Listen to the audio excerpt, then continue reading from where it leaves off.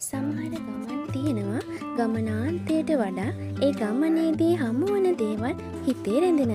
අද අපි ආවේ සොබා දහමේ සුන්දරත්වයෙන් පිරුණු සූර්යකාන්ත දිහාවට.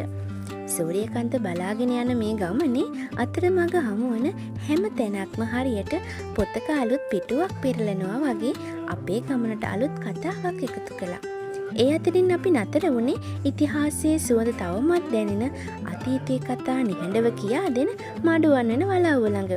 පැරණි ගෘහ නිර්මාණය නිහඬ මාවත් අතීතයේ සලකුණු මේ හැම දෙයක්ම එකතු වෙලා අපිව මොහොතකට අතීතයට අරගෙන ගියා වගේ.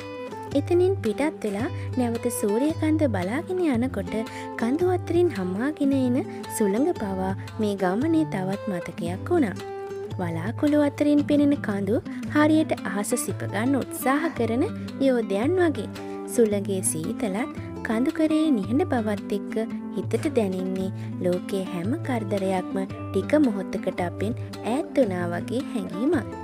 සොබාදහම කියන්නේ හරියට නිහඬ ගුරුවරයෙක් වගේ. වචනයක්වත් නොකිය හිත සංසුන් කරන හැටි අපිට කියලා දෙනවා.